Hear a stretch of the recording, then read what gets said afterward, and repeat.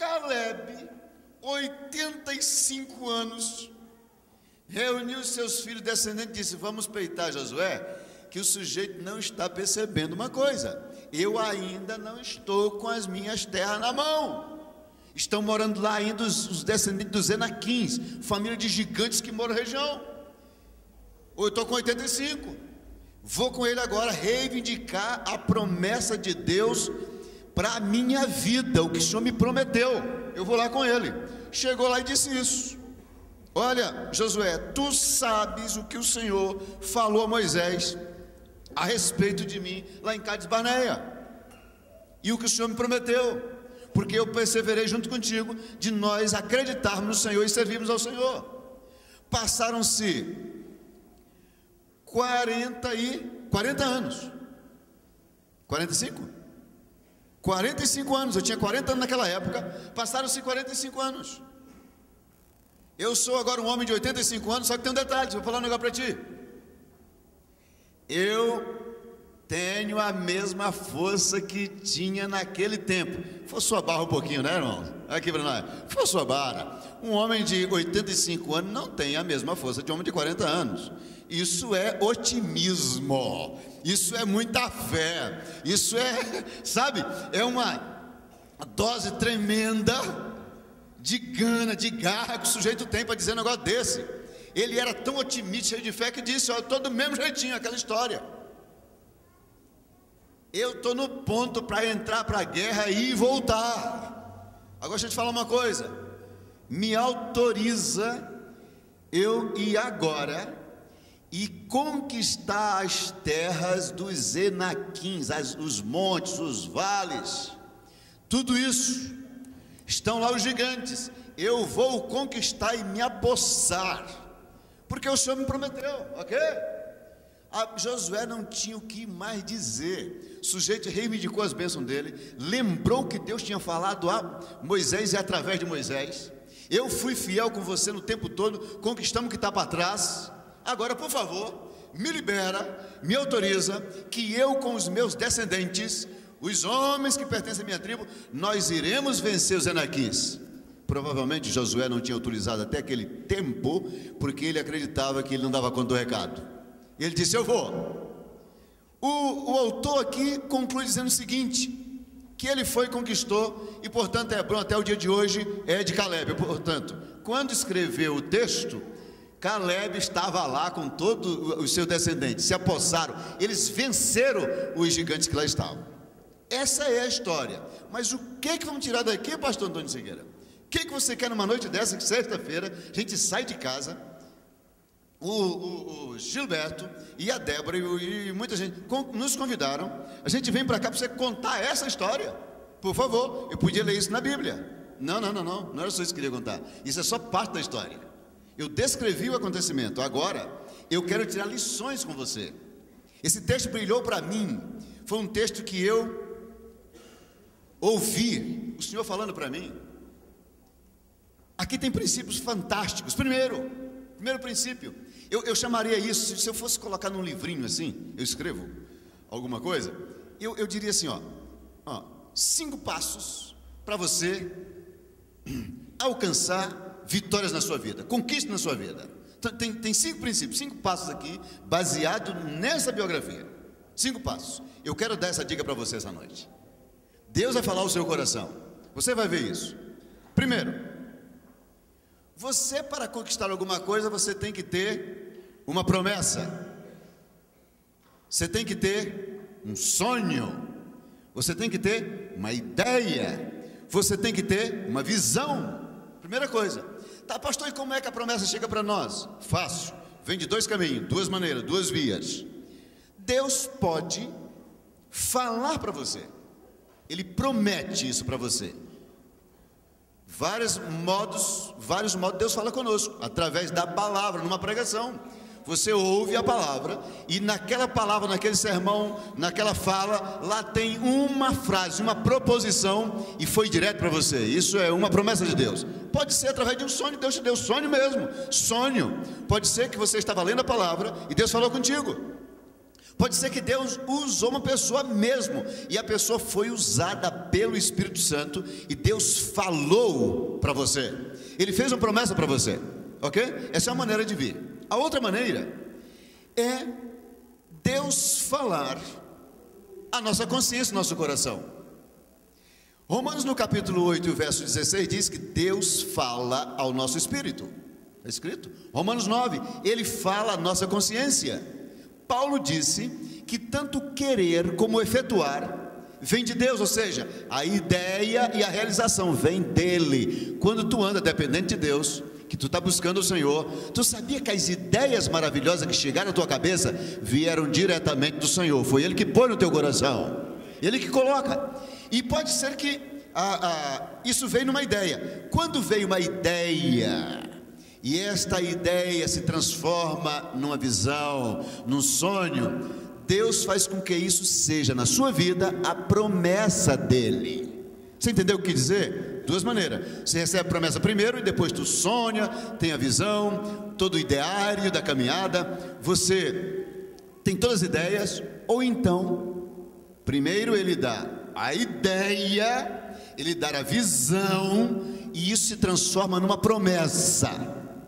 Concluindo isso aqui, você tem que ter uma promessa de Deus na sua vida, você tem que ter um sonho, você tem que ter uma visão, você tem que ter uma ideia. Olha aqui uma coisa que eu quero dizer para você: as conquistas da sua vida são do tamanho dos seus sonhos. Você sabia que tudo na vida, olha cá uma coisa, tua profissão, do tamanho que tu sonhou, do tamanho da promessa que Deus tinha para ti, do tamanho da ideia. É isso. Ministério é do tamanho da visão de um pastor. A igreja dele reflete a visão que Deus lhe deu, ou que ele sonha, o que ele buscou. O ministério é do mesmo tamanho de um pastor. Eu conheço o Brasil inteiro e vários países, e eu ministro em muitos lugares, como também conheço muitos empresários, e fiz palestra em muitos lugares. Eu percebo todas as vezes que encontro alguém que é um idealista, que é um visionário, que é um homem estrategista, que é um empreendedor, a empresa dele, a profissão dele, o trabalho dele, a igreja dele é exatamente do tamanho do sonho dele. Sabia disso? Do tamanho do sonho dele. Quando eu faço teste vocacional com um jovem, e eu encontro alguém que diz, aliás eu falei isso na casa da Débora, no jantar para as filhas dela. Já pensou? Você encontra lá um rapaz de 17, 18 anos, 19 anos, 20 anos, vai fazer um teste vocacional, para ver qual a faculdade que vai fazer, qual a profissão a seguir, e você faz a primeira pergunta depois do teste de baterias, bateria de teste lá, você tem alguma ideia na cabeça do que você gostaria de ser, de fazer? Ele responde: nunca pensei em nada. É um cabeça oca. Nunca pensou em nada. Que tamanho vai ser a profissão dele? Nada.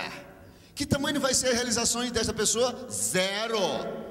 Ele nunca pensou em nada, ele não tem sonho nenhum, não tem ideário nenhum, não tem visão nenhuma.